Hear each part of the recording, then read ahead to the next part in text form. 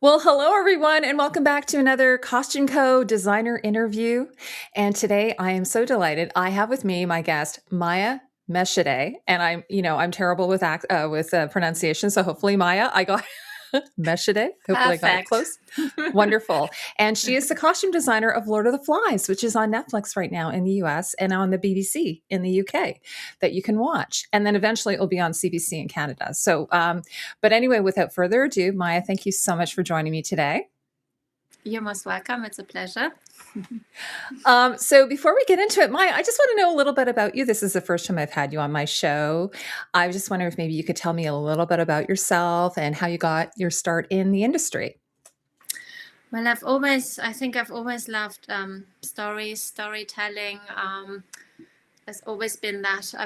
I've always done lots of illustrations and drawing. I did life drawing for a long time, and I did a bit of sculpture when I was younger. So, and then I stumbled over the course called costume design. I was always maybe going into fashion, and then I loved theater, opera. That's why I started in Germany, working on stage, working with a team. I really loved that. And then I met some amazing people, directors and producers who make films. And this is how I got, about 20 years ago, foot in the door and started designing for film. Yeah, and yes, sorry. I was going to say your journey is very similar to other designers I've spoken with. They have an interest in drawing and design and, oftentimes start in the theater, of course. That's my background too. So I'm a big lover of theater. So anyway, this wonderful series, I understand it's the first time it's ever been done on television. And of course, it's an adaptation of a very well-known novel. Many of us read it when we were in school, in middle school, perhaps. So how did you get involved in this project? So basically, Marian Agatov, who was already doing all the initial research work, and she worked for a while with Mark Munden on this project to find the to develop the visual world, tongue twister, of Lord of the Flies, of the costumes. And we both share the same agent, Michelle Arnold, the wonderful Michelle Arnold at Downton Arnold. Love her. She introduced us, and Marianne was looking for a partner in crime to go to Malaysia with her. Because working in Malaysia, we get back to that later on, is challenging. Absolutely Yes. amazing. And then when I came onto the project, my role became, how do I say this, more focused on translating rather than evolving the visual language, into the kind of practical reality of the costume evolution, choosing fabrics with Marianne, constructing them in the workrooms in Malaysia. They were all handmade in Malaysia by a wonderful team there. And then it was all about finding the evolution, not being theatrical, not being over the top, but very quietly, showing every single character's evolution or transformation, so to speak. Wonderful. By the way, I should mention that you're a co-costume designer on this. So if I should correct I'm myself designer there. as well. So yes. We're both designer. Yes. Yeah. We're both designers. So she started, I joined her, and I finished it. So amazing. Well, it's such a massive project. I'm imagining having the both of you there would have been, so helpful. Otherwise, it's like daunting. I can imagine. Absolutely. So as I mentioned, this is based on William Golding's novel, and you probably were familiar with the novel, perhaps maybe not in growing up in Germany. So, how did you approach the design based on this book, or did you use the book at all for influence? So I knew the story because we were actually talking about. We read the book in our English, English lessons in school. So basically, again, Marianne did all the initial research, and so we didn't look at the book itself. We just worked from, the amazing scripts, and that's how we approached it. Not the book, because it's it's different, as you know. It's focused on each character and diving more into their personal story, their history. So that's what we used as a base. Yeah, and sorry, this is not included in my questions, but curious, the flashback Mhm. scenes, are any of those in the book or are those not in the book at all? Some of the flashback scenes that we have where we're dealing with the adult characters and all of the stuff that happened prior to the plane crashing. I don't remember that. It's so long ago, I have to Yeah, say. I didn't read the book again. I don't yeah. think so. That's I don't know. I have to look that up. I don't know. So no, I haven't read the book either. That's why I was curious. Mm. So now you're speaking of, so yeah, Marianne Agertoft. Hopefully, I'm saying her name correctly. Yes, yes. She's your She's co-costume amazing. designer. So how Yes. did you approach it? You said she came in early, and then you kind of came in part way, and then you finished it. So how did you do that? Did you do a bit of a divide and conquer? Like, did you each sort of take a group of characters, or how was your approach on that whole thing? So I started supporting Marianne. As I said before, she and Mark Munden have worked before. They're an amazing team, and they developed, the early language for the characters together. And when I came on board, first I was supporting her with the costume fittings, with fabric shopping, and then once we were in Malaysia, again we were doing lots of more fittings, and I was then the one, focusing on creating the costumes, choosing the fabrics. That she chose lots of beautiful fabrics, and then I went on to allocate fabrics for each character. Like, okay, this works well for Piggy. This is great for Ralph. This is for Jack. That's how we divided it. And then I was basically the designer on the set and doing the whole evolution of these children living in a society with structure to going somewhere where there's more, instinct, and it's all becoming quite raw and rough, and yeah. Hmm. So yeah, Now, whole curve. I believe the setting is like, post World War II. Is that correct? Like Yeah. 1950s. So, obviously, not only do you have the challenge of dealing with this physical environment and then the progression of the children throughout the story, but also you're dealing with historical references as well. And it felt very historical, very grounded. So, do you want to tell me how you approached that, the designing it, and were you interested in making sure that it was as historical as possible, or did you sort of just start with that as a foundation and then sort of take it from there? So the research was like it was research what the 1940s, 1950s, Cold War. What did people wear? What did they really look like?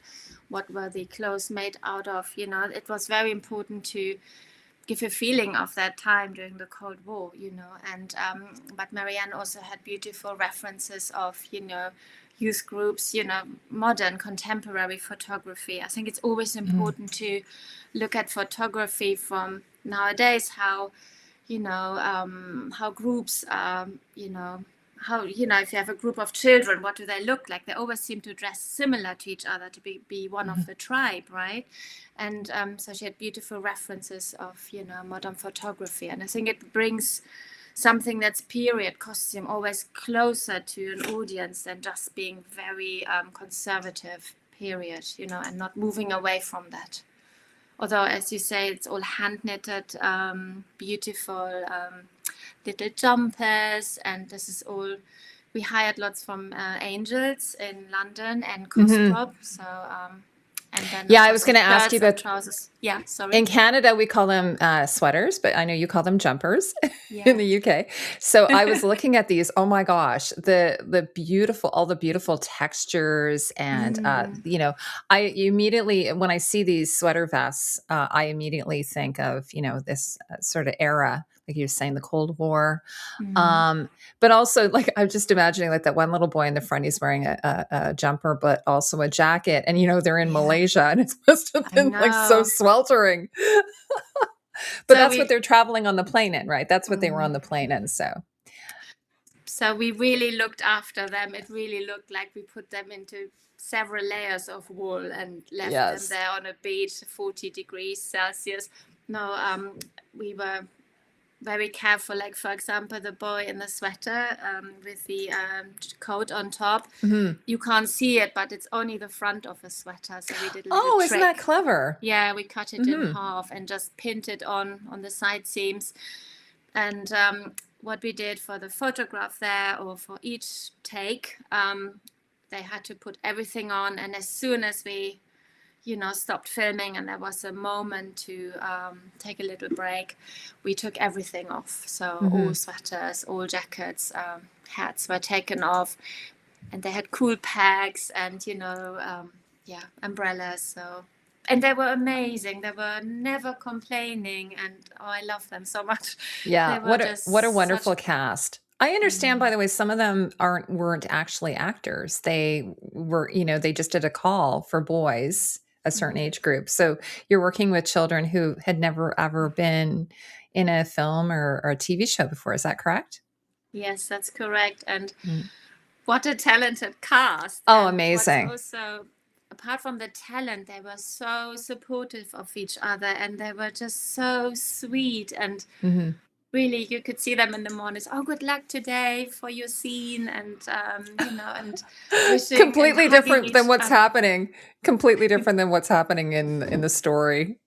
Yeah, totally different. There were this, and Locke Spratt, who plays Jack, he's the sweetest. Oh, he's the sweetest boy, like all of them, and so amazing to see him on the screen playing Jack, right? yeah. Such great acting. So a lot of people were saying he's kind of like Malfoy, or he's sort of like, is it Malfoy in Harry Potter? Yeah. It's a little bit terrifying. Yes. I was going to ask you, so speaking of, like, we were talking about the conditions that you were shooting in. So my understanding is you shot in Malaysia. So I can understand, but you didn't do it on a remote island, I believe, right? You you had a location? So we were first based in Kuala Lumpur, where we did the costume fittings. Then we moved, the whole crew went to Langkawi Island, very beautiful place, which is a very big island with a hospital and everything you need to keep a crew and especially the young children safe. But the locations were most of them were on islands that were about like a 20-minute boat ride away from the main island, Langkawi. But how beautiful. Every morning we were going by boat to the location. There were sea eagles above us, sometimes a pink dolphin. I mean, what fun for the children. And so it was incredibly hot, and everybody needed a few days or a couple of weeks to get used to the humidity. And it was like monsoon time, so it rained a lot. There were some storms we were faced with, and it was challenging. There were sandflies, so the children were sitting in the sand, playing and stung by sand or bitten by sandflies. Oh, that's awful. Yeah. It was funny because there's one scene in the I think it's in episode 1 where the children are playing with the hermit crabs, and they seem to be actually playing with them. Like it was almost felt natural, like they had just captured them, like they were super fascinated with, because I have 2 boys, and we would go to the beach and they would just be playing. So it just seemed like they were like, oh, we're on vacation. It was a bit like a big adventure holiday for them as well, and it was so beautiful. It all feels so natural on the screen, right? Especially the little ones. You could really see them explore and observe everything, and really beautiful. But it was very hot, and there were lots of creepy crawlers, like tarantulas. Oh my gosh! Lots of different spiders. Centipedes. I think that's the red centipede. Snakes. There was one, I think, in the show. I think there was one that was actually captured in the show. Beautiful, right? But again, the Malaysian team really looked after everyone, and there were people, going through the set and the area where the children had school, or where they, had their green room, and very often we found a tarantula in the green room, because I think the spiders love a warm space. But it was, the Although I've children heard loved tarantulas it. aren't dangerous. I have No, no. my And cousin, she has a pet tarantula. So and for the kids, it was a big adventure. And yeah, apart from the work, they had school in the rainforest. And I mean, what an experience! I don't think they'll ever forget that. So absolutely. So now we have the four chapters are done from the viewpoint of the four main characters. Mhm. And then but the two main ones, the two factions are Ralph and Jack. So how did you approach showing their different, journeys? Mhm. When they break apart and then they form their own tribes, if for lack of a better word, how did you differentiate the two of them? So basically, we start off where there's a uniformity in the costumes. They're the choir boys, Jack Mhm.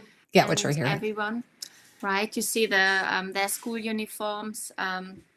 We even had the Bishop Wordsworth, logo, the little placard embroidered onto their blazers. There's a little scene, there's a little moment where you see a blazer lying in the sand.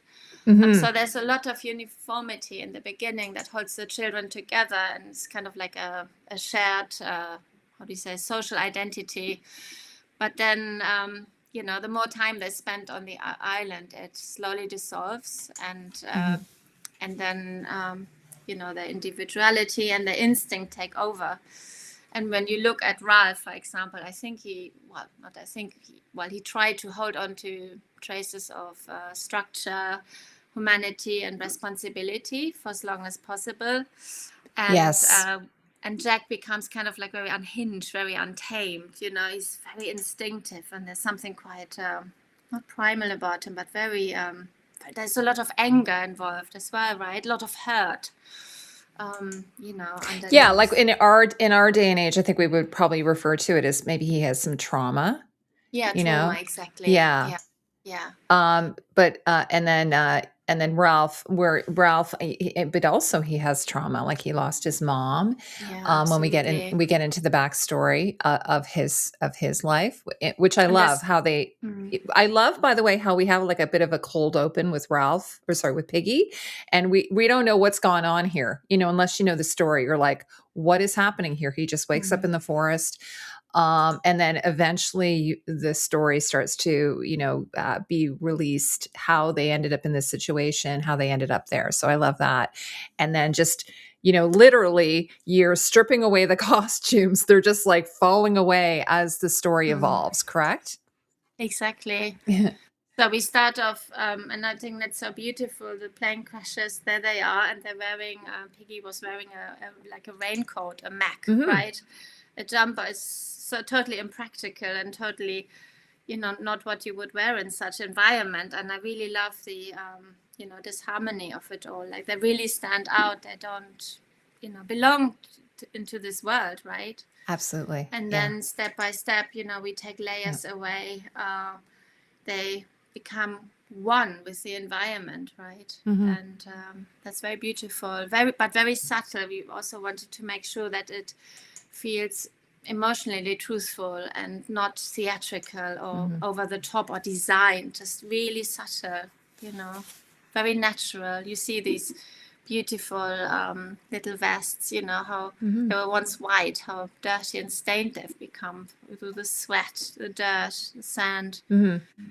Do you call those, sleeping by somewhere the way, under do a you call palm those tree. a singlet, or is that what you call Yeah, those? vest. We call it vest, a singlet. Yes. A singlet, yes. Yeah. In Canada, I think we call it, like, a lot of men especially that historical period would have worn them underneath their shirts, right, to keep Yeah, we their call shirts it clean. vest here. Yeah, singlet. Yeah. Exactly. Yeah. But yeah, you can see how dirty they get by the end. Like, Yeah. by the way, oh, this is Ralph without his glasses. By the way, there must have been a lot of conversation about Ralph's glasses.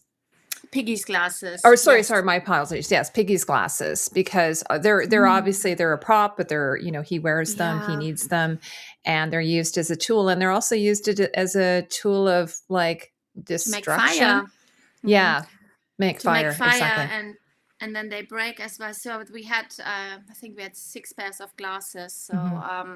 and also important, when they break, we had to make sure that they're safe, that it is not glass that could cut anyone's hands. So we had to prep that all, and we had to make sure it breaks in a certain way. So that was technically challenging, but it worked really beautifully, Yeah. Because I was going to say nowadays, like I'm wearing glasses, for instance, most lenses are plastic, but back then they would have been glass. So you could use those to light a fire. But by the way, the boys were very, very clever in so many ways. I was thinking, oh my gosh, the fact that they were they burned down half the island, but the fact that they knew to do a signal fire, that was pretty amazing, that they came up with that.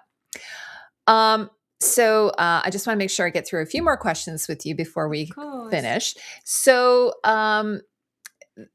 I can't even imagine how this would work, but you must have worked quite closely with, hair and makeup because there's so much, dirt and blood and, filth. And also like at times it looks like, the boys have sunburn. By the way, you must have used a lot of sunblock in this, so how did that work with working with all the other departments to get that sort of really good cohesive look that you have here? We worked really closely together, especially with Jackie, with the hair and makeup team. And I think the makeup is so beautiful. They used colors of, mud, chalk, sand, very simple. Again, it's it just works so beautifully and naturally. And when the children got dressed to go on set to be, dressed in a certain level of, deconstruction or breakdown of the costume, we always matched the makeup or vice versa. Jackie did beautiful face painting and painting on the arms, and then we matched what she designed on the clothes. If it's the trousers or the shirt was unbuttoned like Ralph here, and beautifully. Oh, sorry. And also the sweat, it's important. You constantly sweat, it's there's constantly, the t-shirts are stained in sweat. And also you see beautiful pictures. You had one picture earlier. Which one? Sorry, I found it. Sunburn, Yes. I love that as well. And also we kept the singlets on, or so sometimes a shirt, to protect the children from the sunlight. So it's not just a shirt anymore. It becomes like, protection against the sun there, with the collar up. And also the children kept wearing the socks. They were wool, but it's quite,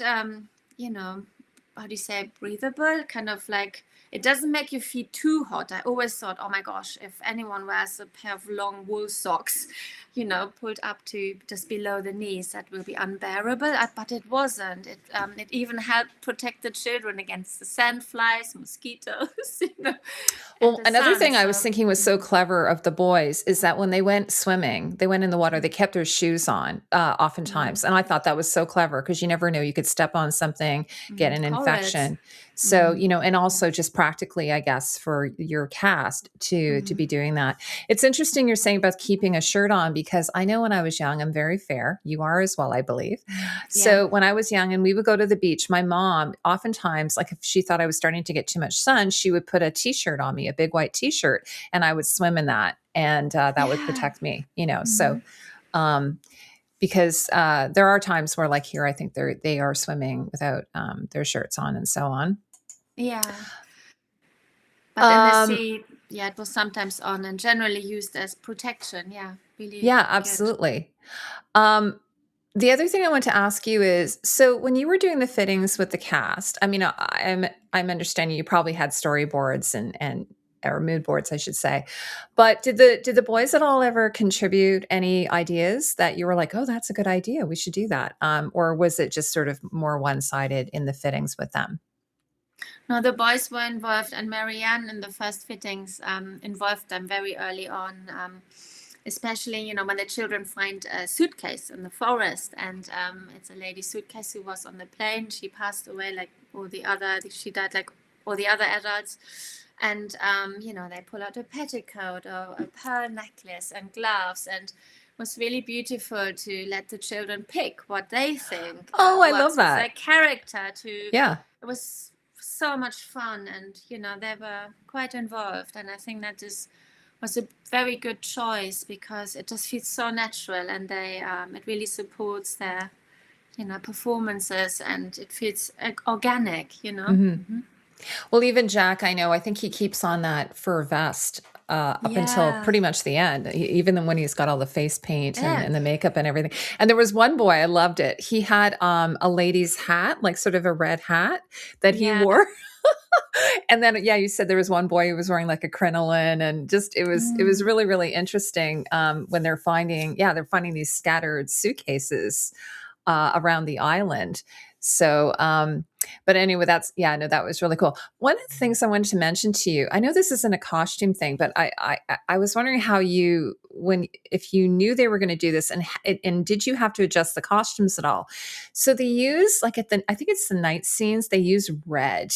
Like Mhm. red is and I was wondering, did they use red leaves, or did they? My husband was saying that he thought they might have done it with CG, but I was curious. Was that a practical thing with the red palm leaves when they were building the shelters and so on?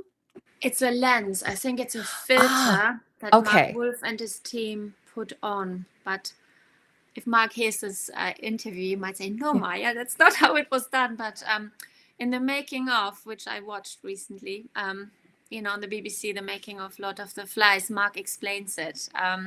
It's a filter. It's a lens. It was So it was so cool. it's So beautiful. and so you were aware that they were going to do this, and if so, did you sort of have to adjust some of the costumes in those scenes, or did you just sort of let it be as it was, and then it just sort of created this really interesting We let atmosphere? Yeah, we let it be as it was. We had some camera tests with Mark in the very beginning when we just had arrived in Malaysia, and he was telling us about using day for night camera, and so we just had lots of colors and textures and fabrics in front of the camera and checked, Hmm. this is fine, this is not fine. And so we were safe. So he could do whatever he wanted, and we didn't need to change anything, which would then, of course, affect continuity, and that would be technically Oh difficult. yes, Yeah. that would have been Well prepped. Yeah. a very huge. By the way, how long was the shoot? Like, how long were you in Malaysia for? So I arrived in July. The children arrived, I think, in August, 4 weeks later. And then we all left Malaysia again, beginning of December.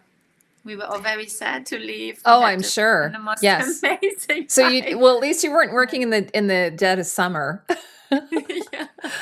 Because I was just watching this YouTuber that I follow, and he was doing a walk through Kuala Lumpur. Like it's now May, and even now it's like 31 degrees or something. So and humid. By the way, one of the things that I noticed is they have a lot of shopping, like a lot of shopping malls there. So I mean, there were things you probably could have just popped to the shops and picked up if you needed, if you didn't prep ahead of time. So in Malaysia, we try to be very authentic and Yeah. use cottons, linens, wool. In Malaysia, when you go to these wonderful fabric stores, it's really hard to find because they use high-tech fabric. So it's always man-made fiber. It's not Hmm. polyester because it's too hot for anyone to wear in Malaysia, but it's artificial fibers that actually work in the heat, and they look like a cotton Oh, fabric or neat. linen. Yeah. So we learned a lot from Malaysia. It was really Oh, that's great. fascinating. Yeah, I know But, some of these new microfibers, they actually like wick mm, sweat away, right? So mm, it's actually really, really helpful. And yeah, by the way, how yeah. did you find, you said you worked with local Malaysian, builders to create Mm. the costumes. So, how did you find them? Like, did your co-designer have a contact there, or? So we both met the lovely Mew. Um, she's a supervisor. She's also a designer, and she has this amazing team of costume cutter, costume makers, breakdown artists, and so two breakdown artists came from London with us, Mhm. and they worked with an amazing breakdown artists from all over Malaysia, and they're so talented. And what I can say in hindsight is we learned so much from each other, and the making was exquisite, and they were so fast and just beautiful. You say, could you cut the collar like this? Could you be a Mm-hmm. bit wider and shape it like that? And it translated immediately. Or we made the beautiful petticoat there that Tom wears in the dress-up scene. Amazing. You just, show it once, twice, and then it's just so talented. Yeah, I really love them. I'm still in touch with them. So Well, it's wonderful friendship for contact. life. Absolutely. Yes. And you can follow Mm. the young careers of these boys as they, because I think many of them are Yeah. going to become quite big stars. Yeah. But finally, Maja, before I let you go, so I'm just curious. So this wrapped a while ago. What are you working on? Anything now that you can share with us? So I'm working on a project that is set in the 9th century. Oh, that sounds amazing. And do you know, will it be coming into the theaters, or will this be on TV, or where will we It be will able be to see? on TV, and Okay. yeah, we've just I'm in pre-production, so Oh, okay. Okay, it's very wonderful. exciting. Doing Well, I just research want to and thank stuff. you so much for doing this and sharing, like Lord of the Flies, your work on this lovely series. And like I said, I absolutely enjoyed it. It was devastating. Like I think I told you in my notes to you, it was absolutely devastating as well. Like because especially like when they run out into the beach and then they discover, the sailor is there and he's like, were you behaving like British, good British boys? And then he sees them all coming out of the forest. You're like, Mm. and then they realize at that moment, like, oh my gosh, like it's just because how long is the timeline supposed to be for? About Uh, 3 months. oh, Yeah, okay, right, okay, roughly 3 months. Yes. sure, Thank you. yeah. But anyway, thank you so much for taking the time and Most welcome. spending it with me to talk about the show. And I hope you'll come back another time and we can talk about another project that you've worked on. I'd love to. Okay, wonderful. Well, thanks everyone for joining us. So again, it was Lord of the Flies. It's on Netflix in the United States and the BBC in the UK. If you want to check it out, it's a 4-part series. It's limited, and you'll be able to watch it very quickly compared to some other shows, which are like 10 episodes. So, thanks again, everyone, and thanks Maja for joining me. Take care, Thank you everyone. so much. Bye. Bye.